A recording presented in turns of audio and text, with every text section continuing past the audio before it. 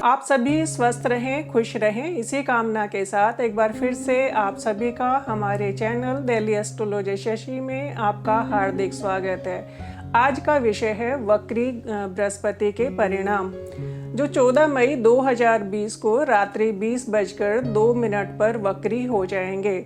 29 मार्च 2020 से बृहस्पति अपनी नीच राशि में स्थित हैं। अपनी नीच राशि में ही वक्री होकर के 30 जून 2020 तक वक्री रहेंगे।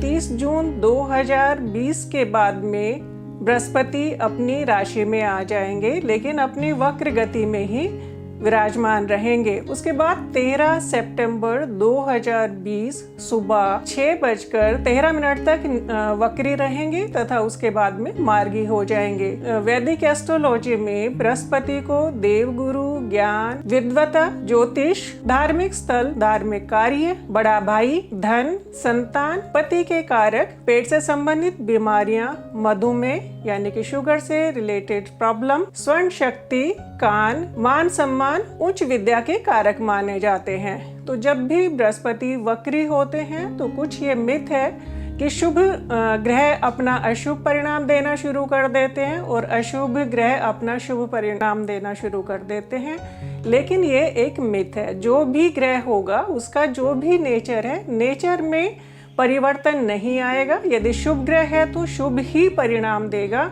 हाँ उसकी परिणाम देने की क्षमता बढ़ जाएगी।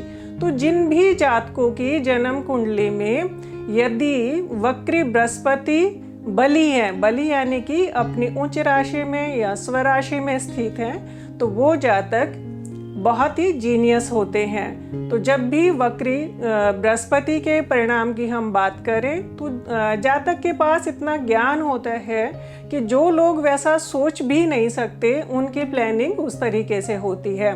वक्री बृहस्पति वाले कभी भी अपने काम को पूरा किए बिना बीच में नहीं छोड़ते हैं।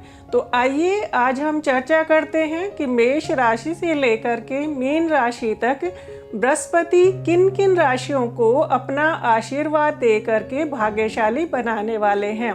आइए बात करते हैं कुंभ राशि वालों के लिए वक्री बृहस्पति के क्या परिणाम रहेंगे। कुंभ राशि वालों का बृहस्पति द्वितेश और एकादशेश होकर के 12वें भाव में स्थित है। 12वां भाव खर्चे के लिए देखा जाता है और दूसरा और 11वां भाव धन और लाभ के लिए देखा जाता है। तो जब भी हमारा दूसरे भाव या भावेश का संबंध 12वें भाव से बनता है तो खर्चे ज़्यादा होते हैं। दूसरा भाव धन के लिए देखा जाता है, बैंक बैलेंस के लिए देखा जाता है। तो इस समय पर बृहस्पति धन के कारक भी होते हैं। तो बृहस्पति का 29 मार्च से अपनी नीच राशि में स्थित होना, कुंभ राशि वालों के बैंक बैलेंस में कमी आई है, खर्चे ज़्यादा बढ़े हैं, अर्निंग कम हुई है क्योंकि लाभेश बृहस्पति भी खर्चे के भाव में ही स्थित हैं। कुंभ राशि वालों की साढ़े साती भी शुरू हो गई है। कुंभ राशि वालों का राशि शनि 12वें भाव में स्थित है। 12वां भाव व्यय के लिए देखा जाता है। अपने भाव में स्थित होने के कारण इतना बुरा नहीं है, लेकिन फिर भी 12वां भाव हॉस्पिटल के लिए ही देखा जाता है। अपने भाव में स्थित होने के कारण यदि कोई बीमारी होती है तो रिकवरी जल्दी हो जाती है।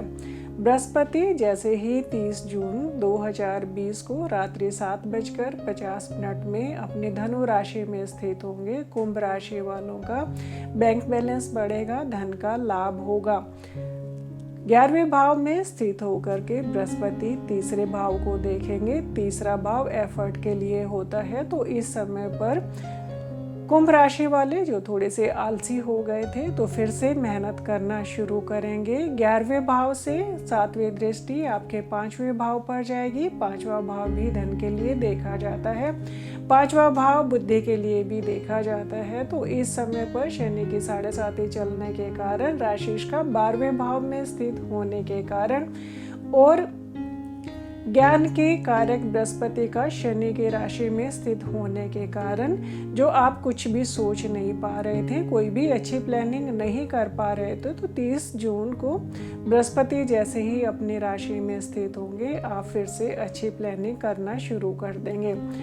11वें भाव में स्थित होकर के बृहस्पति आपके 7वें भाव को भी देखेंगे। 7वां भाव बिजनेस के लिए देखा जाता है, तो इस समय पर बिजनेस में जो आपके नुकसान हो रहे थे, तो 30 जून के बाद में आपके बिजनेस में फिर से उन्नति होना शुरू हो जाएगी। 11वां भाव 5वें भाव का 7वां भाव होता है। यदि आपके बच्चे बड़े हैं और उनके विवाह के बारे में सोच रहे हैं, उनका जीवन साथी यदि आप सर्च कर रहे हैं, तो इस समय पर यदि आप कोशिश करेंगे तो आपको कामयाबी मिल जाएगी, क्योंकि 5वें से 7वां घर 11वां घर होता है और 11वें भाव के स्वामी अपनी ही राशि में स्थित होकर के और आपके लिए 11वां भाव अपनी इच्छा पूर्ति के लिए भी होता है। तो यदि आपकी इच्छा माता पिता की ही इच्छा होती है कि हमारे बच्चे के लिए सुटेबल जीवन साथी मिल जाए, तो इस समय पर यदि आप प्रयास करेंगे तो आपके प्रयास फलीभूत होंगे। बृहस्पति के गोचर की हम कुंभ राशि वालों के लिए बात करें तो ये अच्छा ही परिणाम दाता रहेगा। दूसरे और 11वें भाव का 5वें और 9वें भाव का जब भी संबंध बनता है तो ये बहुत सुंदर धन योग बनाता है।